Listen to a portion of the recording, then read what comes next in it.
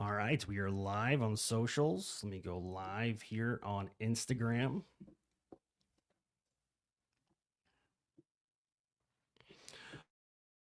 All right, we're live on the Insta. Here we go. You're listening to the Grow Clinton podcast.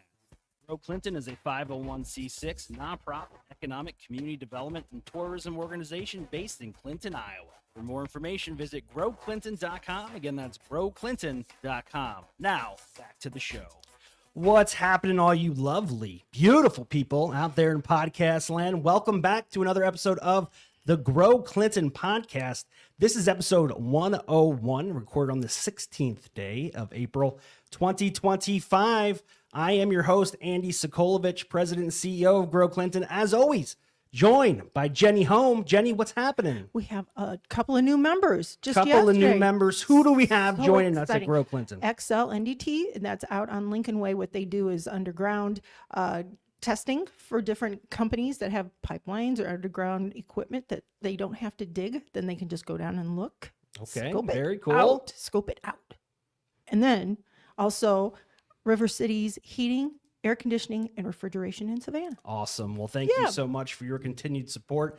For those of you that do not know, Grow Clinton is a nonprofit organization. We do not function without the support of our members. That's how we do everything. Everything. So from our economic development focus on industrial as well as small business to our community development, working with the Downtown Clinton Alliance, the Lions Business Professional Association, everything in between, we need your support. So if you're looking to become a member of Grow Clinton, hit us up, growclinton.com, or you can call us 242-5702. Our office is located right underneath the South Bridge, 721 South 2nd Street.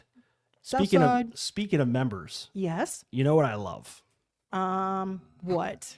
I love me some high-speed fiber internet. That's right, folks. The Grow Clinton podcast is powered by Miles Communications. Check them out, milestelephone.com. Again, milestelephone.com for high-speed fiber internet to your home or business. Also offering television and telephone services. That's Miles Communications, milestelephone.com. Jenny, we have two awesome guests with us today. We really do. People who support our community and support our residents. So we have Todd Noack from Life Connections Peer Recovery Services, and we have Shelly Leab with us, who's partnering with Todd's organization to host the second annual Ride for Recovery. So before we learn more about the event, Todd, introduce yourself and explain to our audience what your organization does to better the community and help those individuals who are seeking assistance with addiction and recovery. Absolutely. Well, thank you for having us. You can't get much more support than Jenny Home. That's right. Oh, so she's supportive. Yep. I am Todd Thank you, Noack. Todd. You bet. And I am the executive director at Life Connections Peer Recovery Services. We run Rhonda's House, which is the first and only peer-run respite in Iowa, as well as an after-hour wellness recovery center in Clinton, and a virtual recovery center that's operated out of that location too. So all of my staff are people with lived experience, and they are trained to be able to share their recovery and their journey of hope, their journey of personal responsibility, self-advocacy, and education. And a lot of people in the mental health and addiction side, they don't want to be where they are. They want to be living a good, healthy life, but they don't know how because people don't know about different resources. So we really support them with listening to them, caring for them, showing them that there is hope, and sharing different resources and other things, getting people to treatment centers across Iowa, from just having somebody that's losing their keys just come in and get support for that because they go into a panic attack. So, you know, whatever it is, we don't really look at the diagnosis. We look at the person and serve the soul. That's really our focus. Now, Todd, when you say lived experiences, can you build on that a little bit? I sure can. So the lived experience is a person in recovery doing really good with their recovery with mental health and addiction. For example, myself, I am a person with a lived experience of chronic pain, addiction, and mental health. And actually, it broke my spiritual wellness too. Yeah, very interesting. Todd does great work. You've been involved in the Grow Clinton organization for several years. We appreciate everything you do for our community.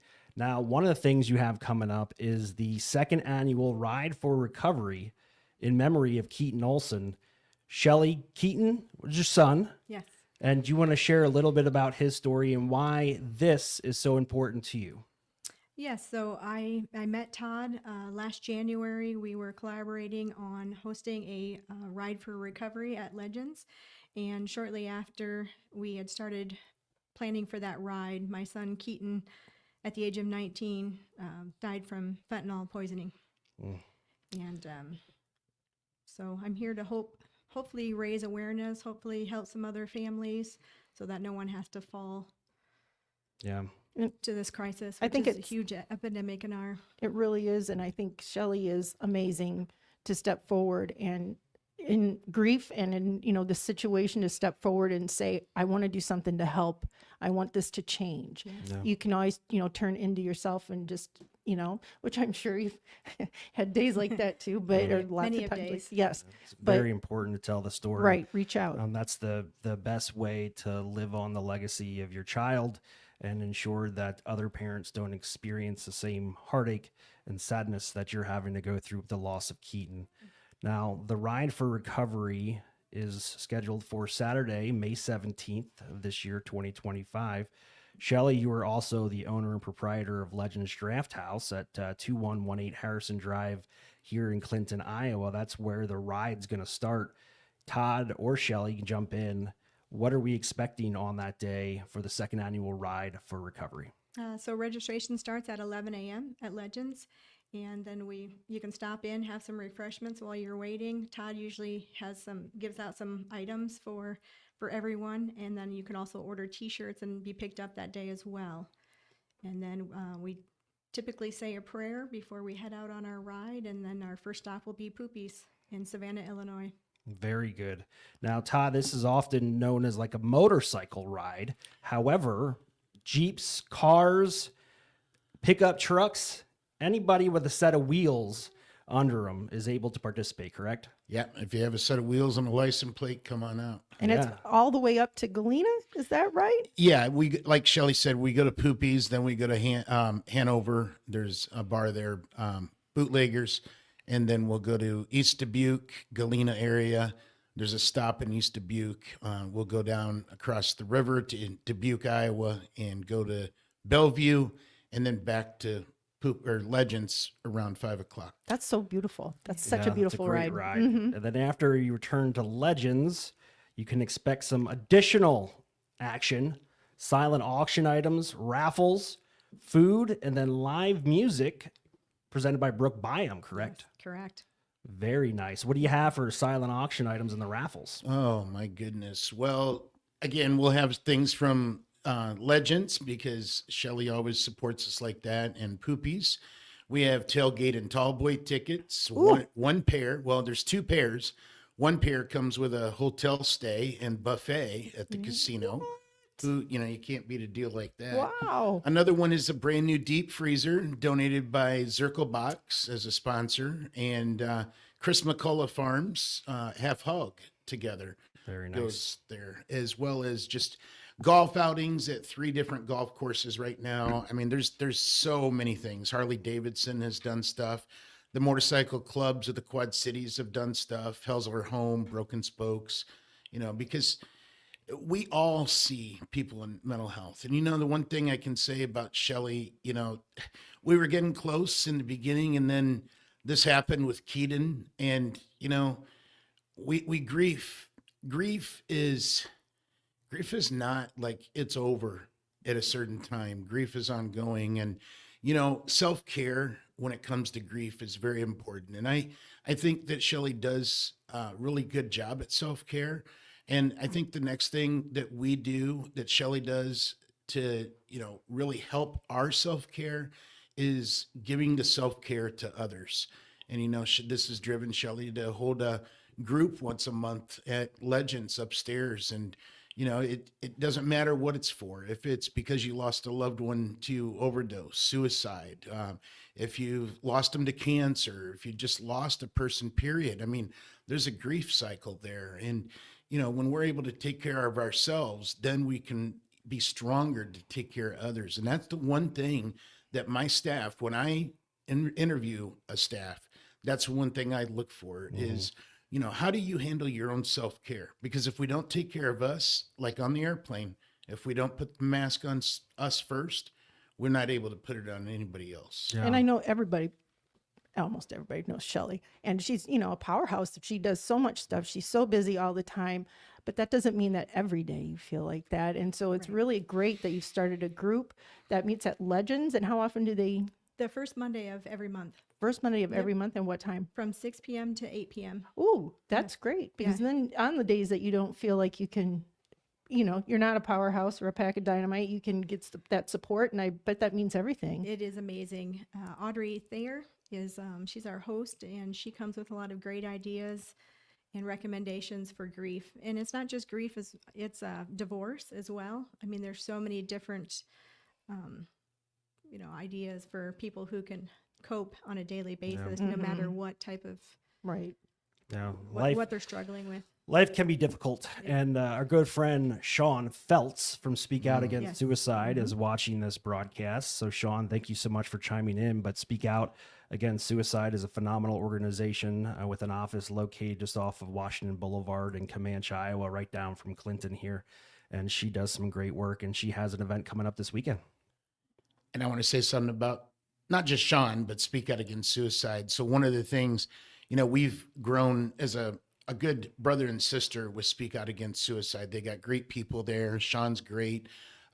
But I just want to give this shout out because Speak Out Against Suicide donates these duffel bags. And in these duffel bags are a towel, there's a journal, there's hygiene products, there's a can opener, there's a blanket, all kinds of different things. And through a process that they were able to get some dollars, every guest that comes to our respite house gets one. Doesn't matter if they come with luggage. Speak Out wants them to know that they're there, they care too. Because, here's the thing is you have a lot of people that focus on addiction, focus on mental health. But the thing is not every shoe fits the same, right? So if they come to the respite house and they find an avenue good at Speak Out Against Suicide, we want them to do that, right? If they like coming to Shelly's group that Audrey leads, let them do that, right? I mean, it's not about me doing everything. It's got to be a combination of us all coming together and collaborating. Yeah. I'll just share my own personal story. I have suffered with mental health issues my entire life, and that includes suicidal ideations. And I have had, in my young 43 years, 2 attempts, obviously failed attempts, which I'm very grateful for. The most recent one was February 8th of this year. And Sean was a amazing resource. And because when you're going through the idea of taking your own life, that's all you can think about. People often say, why would you even consider that? But when you're in that mindset, there's nothing else to do. That is your only outlet. That's your only thing that you possibly can do. And luckily, with the support of my wife and my good friend, Sean, I was able to sleep off those ideations and wake up with a clear head the next day. One, I felt extremely guilty for putting my family through that experience. 2, I felt ashamed that I even was considering that. And 3, I knew I needed to get help because it has been far too long that I battled those demons. And a lot of those times when that idea would pop in my head, it was often a result of alcohol consumption. You're naturally depressed and you're then digesting a depressant, which isn't a good combination. So I have not had a drink since February 8th. And honestly, I have no desire to do so. But the road to recovery, you need to lean on those resources, but a lot of it, you have to take ownership of it. you have to look at yourself and say that you're ready to change. And sometimes for me, it was hitting a rock bottom that allowed me to pick myself up by my bootstraps and move forward. So now with the help of the VA, I'm going through several programs. One's a 12-week program where I speak to somebody from the VA every week, and we have great sessions. It's a mix of counseling as well as substance abuse therapy, because I was abusing alcohol, and not in traditional sense where I felt like I was, a drunk, but it was my crutch for a very long time. You had a stressful day at work, you came home and you drank a little bit and you felt better and you slept more sound. And the ideas, especially for me, my mind was moving at such a fast pace constantly. And I know I'm not the only one like that, that the only salvation, the only rest I felt like I could have is when I was consuming alcohol and putting my mind in a state where I determined it was a state of relaxation, and it wasn't healthy. So I'm very, very proud of everything you guys do. Shelly, it takes an amazing amount of courage and bravery to be willing to continue to support those in need and share your story. And then coincidentally enough, yesterday I received a message from my children's school, and that some middle schoolers felt it's appropriate, now they say jokingly, to tell other people in their class to commit suicide. That is so disturbing. But at that age, it's not justified. It's never justified. But at that age, they think they're just joking. But if you're riding that razor's edge and you're somebody that's struggling with mental health, all it could take is that little push from a peer, Right. even in a joking manner, for you to take action and succeed. And that is such a sad thing. I mean, every person, regardless, I'll jump on my soapbox here, but I feel it's incumbent upon everybody, regardless of your race, religion, your political ideations, your background, your life experience, to take care of your neighbor. And that means being kind. And if you can't open your mouth and say something nice to somebody, then don't say anything at all. And I emailed the school directly and said, I would love the opportunity to come and speak to those kids, because maybe they're not listening to their educators. Maybe they're not listening to the administration in the school. Maybe they're not listening to their parents, but they're hopefully will listen to somebody else with a lived experience and understanding that mental health is a cruel reality. And you can never judge the success of somebody just based on their outside appearance, because you have no idea what they're walking around and the burden on their shoulders and what they're going through. And that's something I try to teach my children constantly, is we have to keep talking about it. I lost my nephew to suicide, 16 years old, and nobody knew why. Still to this day, they have no idea.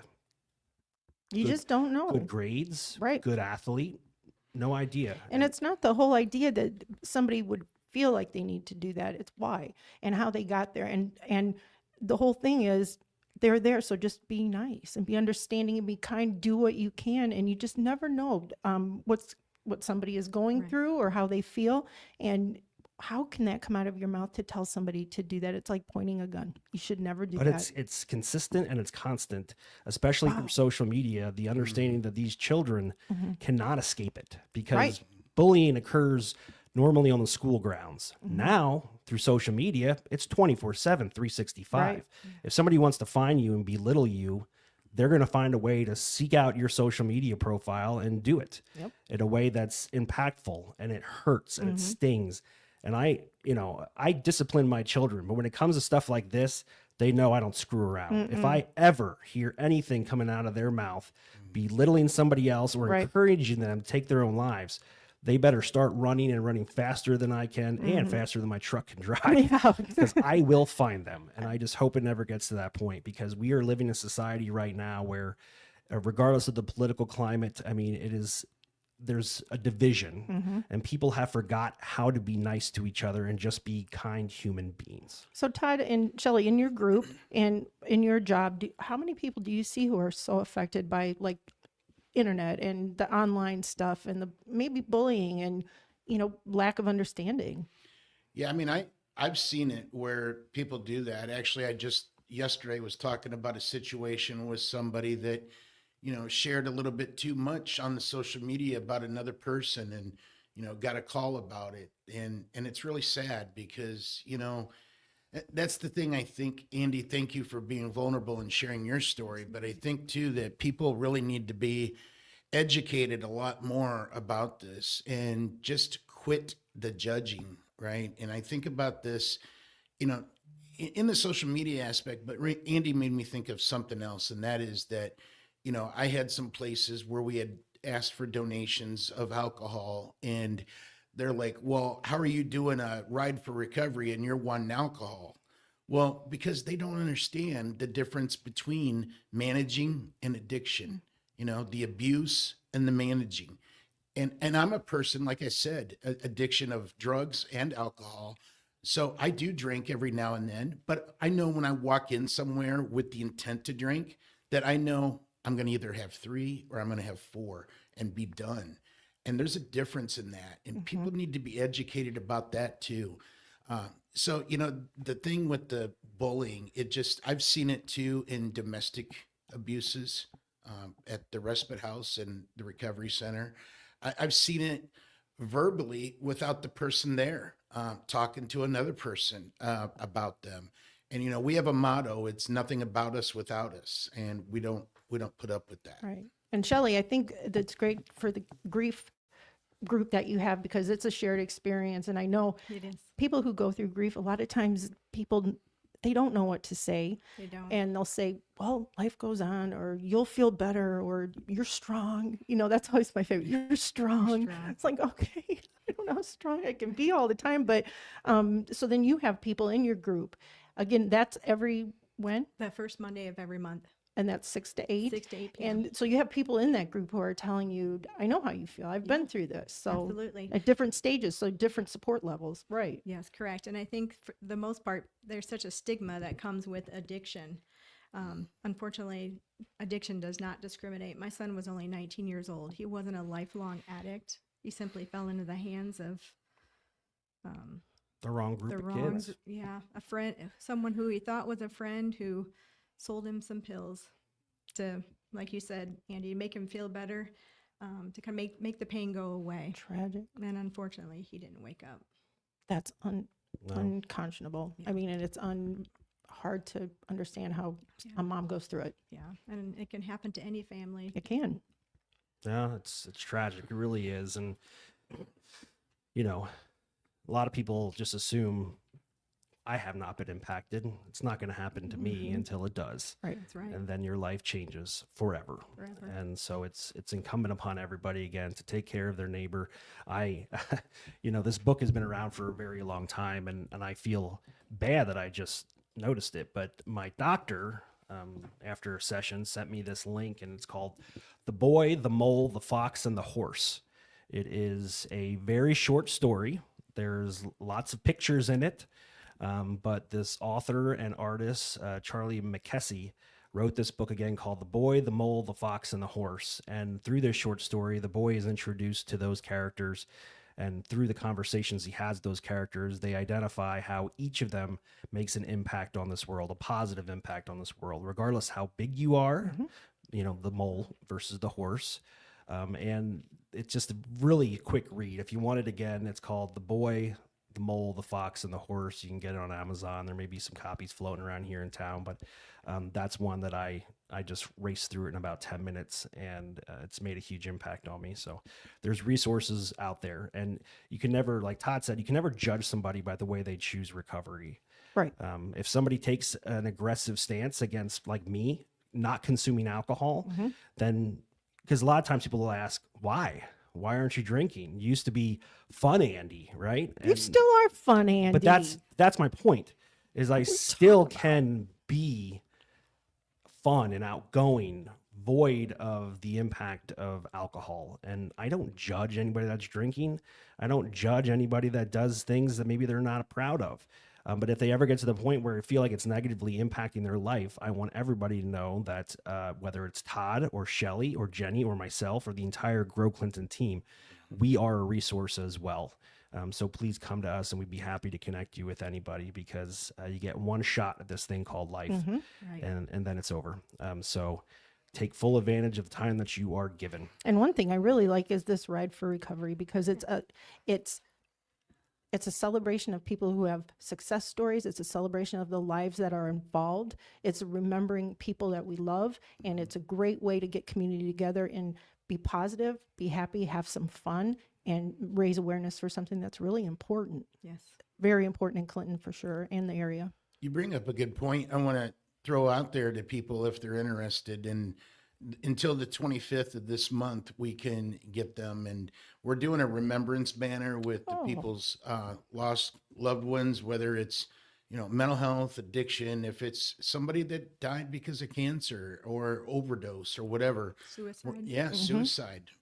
We're doing a remembrance banner. And if you can reach out to me, I will get the picture and the name from you.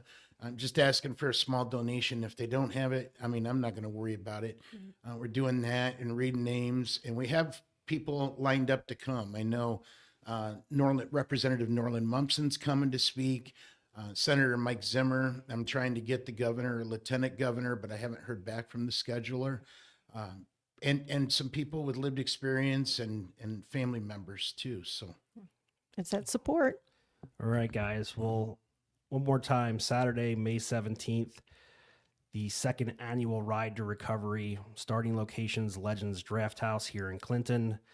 Ending location will be at Legends. But come out. I'm sure the weather will be beautiful. I really appreciate you guys taking the time to join us today. If you have any questions about the event or anything about Life Connections Peer Recovery Services, I have Todd's email in the show notes, or you can just contact Grow Clinton. We'd be happy to make the connection for you. Jenny, as always, thank you so much for being you. Well, thanks. Thanks for being you. And I think you're always fun, Andy. Well, Always. unless my Philadelphia Eagles lose, then Let's I'm not not funny. discuss that.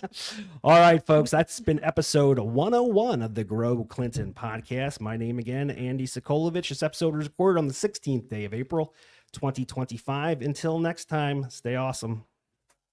Thank you for listening to the Grow Clinton podcast. Be sure to subscribe and follow us on all your socials. Until next time, see ya.